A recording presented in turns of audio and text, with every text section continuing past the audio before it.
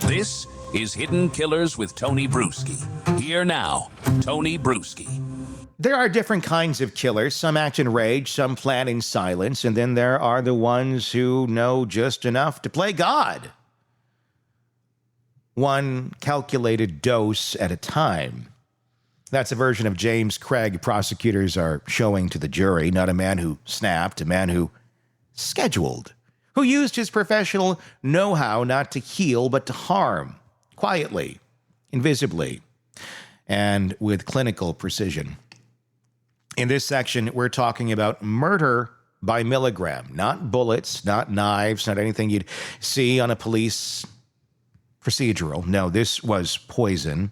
Cyanide ordered online, Visine bottles piled up by the dozen, and a woman, Angela, who went from dizzy spells to a coma to a slow, painful death, while her husband held her hand and sent pics to his side chick, allegedly. The timeline is damning if it holds. February 27th, he allegedly opens a fake email account, orders cyanide, searches for how to make poison from oleander, and is arsenic detectable. You know, normal searches. March 6th, Angela goes to the ER for the first time, then again on March 9th. By March 15th, she's brain dead.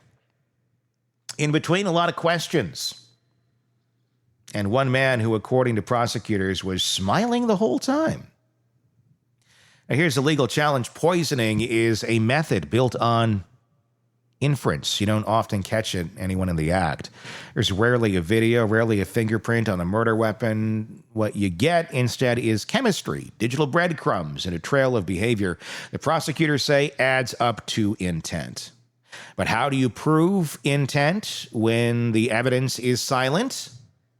When the only witnesses are text messages, Amazon orders, and the fact that a man trained in anatomy may have weaponized that knowledge to carry out the perfect or nearly perfect crime.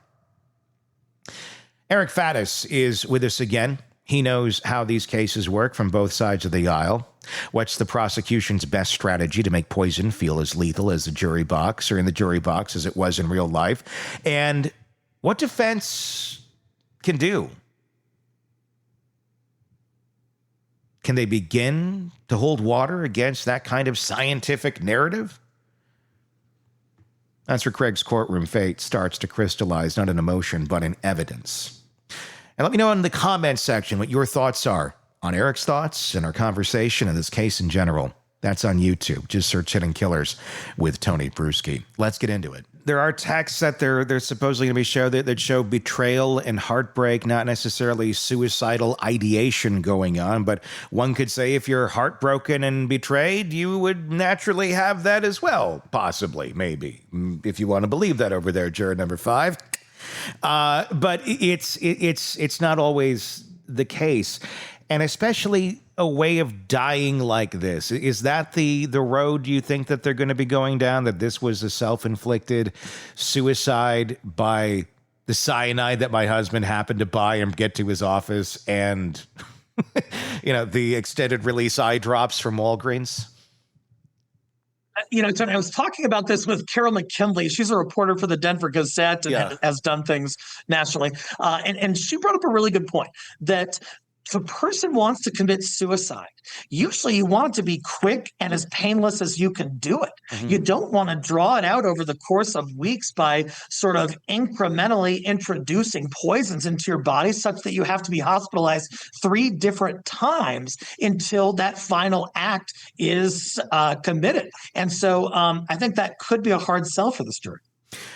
In this setting, as well, I want to talk about that and as far as how that will play to the jury and the fine line, I would imagine, that the prosecutor is having to walk in this case, because number one, you don't know where the jury is sitting on this guy. If they are looking at him as, well, he's coming across as this affable family man. Maybe he's being wrongly prosecuted. And if you go at him too hard, that can fire back at you the wrong way. And then you also have the religious component of it as well. He was a Mormon. And for whatever reason, we can add this to our ungodly high list of Mormons committing crimes. I don't know why it's insanely higher than other groups of folks, but it is.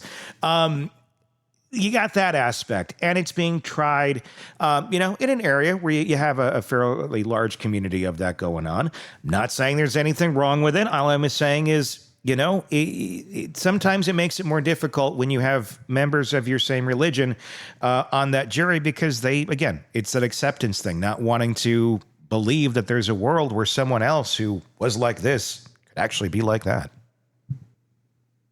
Totally, Tony. I think the prosecution has done a good job walking that line. I actually personally know the prosecutors very well. Ryan Brackley, who's the second in command at that office, is the lead prosecutor on the case.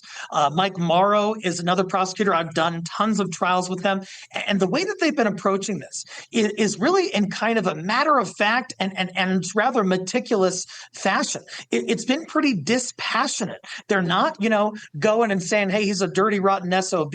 They're kind of saying, hey, look, this is the evidence. These are the text messages, and allowing the jury to sort of draw whatever conclusions they're going to draw about him.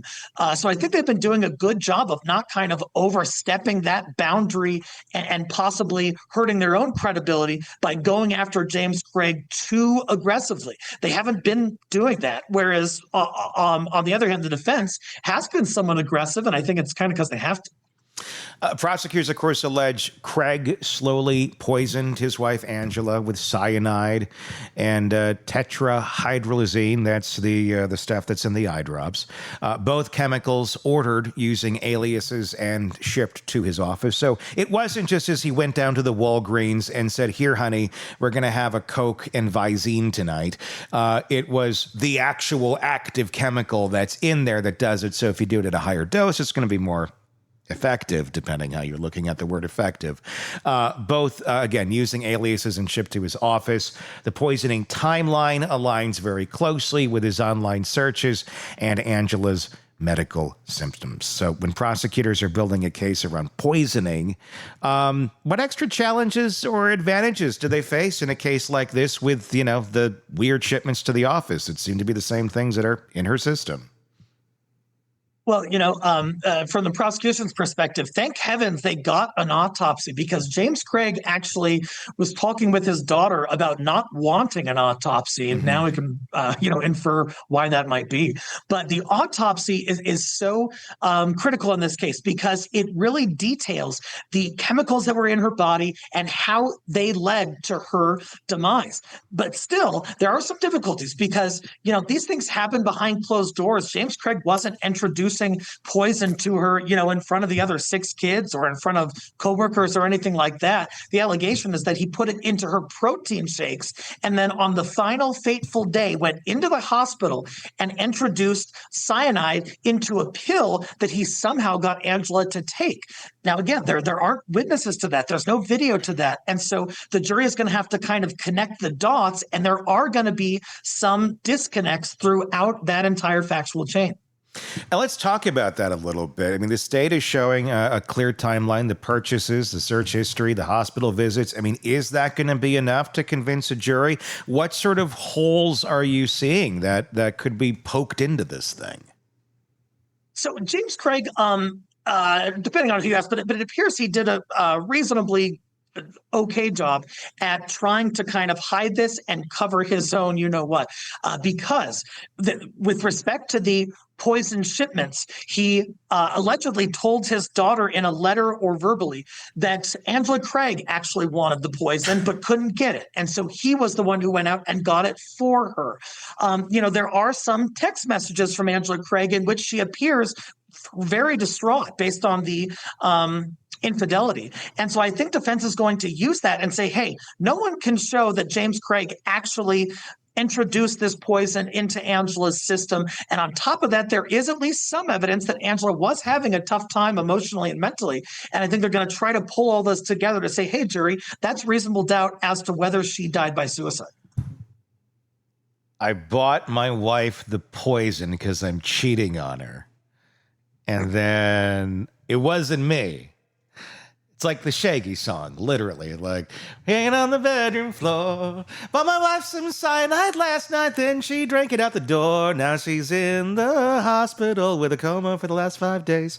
That was the original. That was the album cut, the radio edit they had. That was a heck of a remix there. They had to tone it down for the radio. It was too much. That's quite an argument to make to a jury.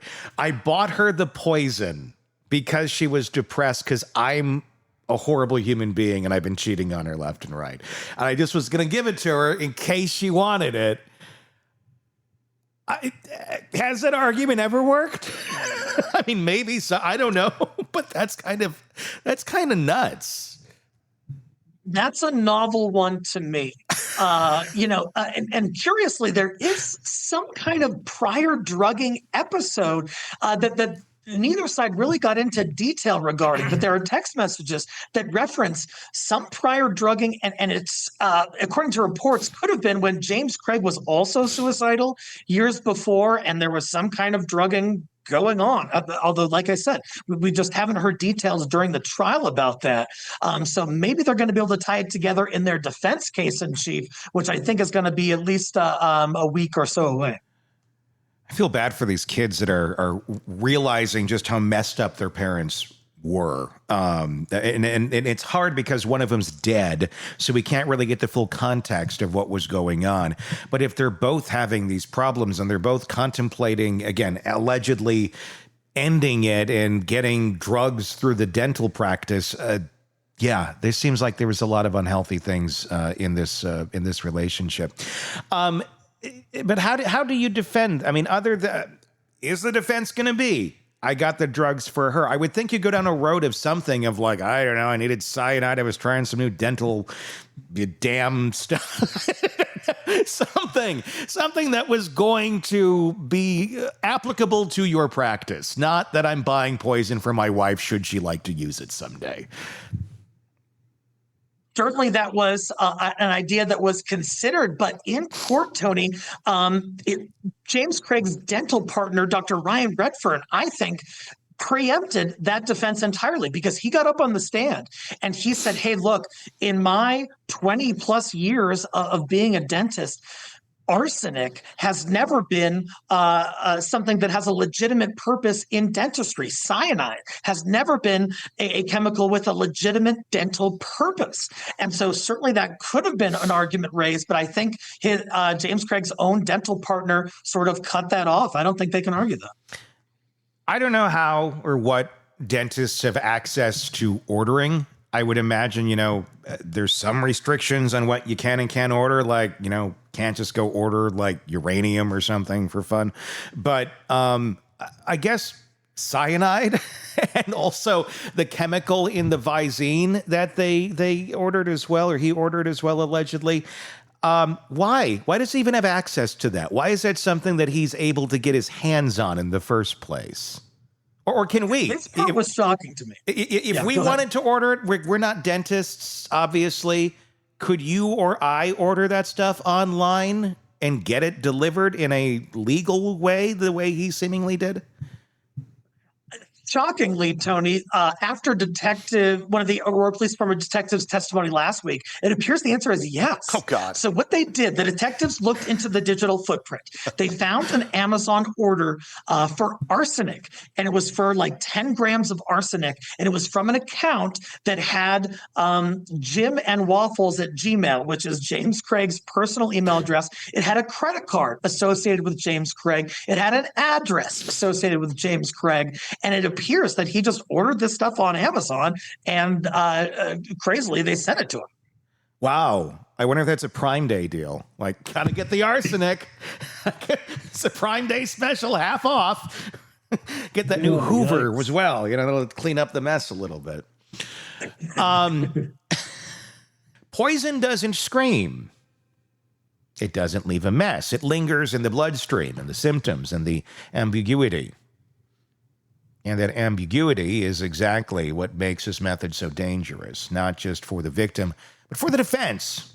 Because if James Craig did poison Angela, he didn't do it in the heat of passion. He did it in a lab coat, with calculation, with intent that didn't flare up, but simmered under the surface of an otherwise normal domestic life. That's a picture prosecutors are painting, and if jurors buy into that timeline, into that chemistry, it may be game over. But here's a twist. Poisoning cases are built on circumstantial webs. Yes, there's toxicology. Yes, there's a digital trail, but there's no video of Craig putting anything into Angela's drink. No eyewitness who saw him mix cyanide with her morning smoothie. The defense will zero in on that because in the absence of the gotcha moment, they've got something to work with. Not a lot, but maybe just enough to make one juror pause. Still, this method of murder doesn't work in a vacuum. Craig didn't just allegedly poison Angela. He allegedly nursed her through her symptoms, sat beside her as doctors tried to solve a mystery he already may have known the answer to. And if that isn't manipulation, if that isn't control, it's hard to imagine what is. It's certainly not a loving marriage. It's chilling, really, because the poison didn't just affect Angela's body. If the prosecution is right, it was part of a bigger performance, a final act in a collapsing marriage where Craig wasn't just ending a life. He was controlling the narrative every step of the way. And that control didn't stop at death, not even close, because next, we're going to move into the cover-up. If you thought the method was disturbing, wait till you hear what Craig allegedly tried to do from jail. Deepfakes, bribery. A letter to his daughter asking her to help fake Angela's suicide. Yeah, and it gets even darker than that, too. You want to hear that? Be sure to press subscribe wherever it is you're downloading podcasts so you don't miss it. It's coming up in the feed next. Tomorrow is when it drops, but if you want to hear it right now, become a premium subscriber on Apple Podcasts or on YouTube. You can get access to it immediately, or it drops tomorrow. Or if it's already there, it's already there. Let me know your thoughts as well on our YouTube channel. Just search Hidden Killers with Tony Bruschi to join us there. That's all free. We'd love to hear your feedback on this case. Until next time, I'm Tony Bruschi. We'll talk again real soon. Craving non-stop true crime updates? Press subscribe now and get the latest cases, analysis, and expert commentary delivered straight to your feed.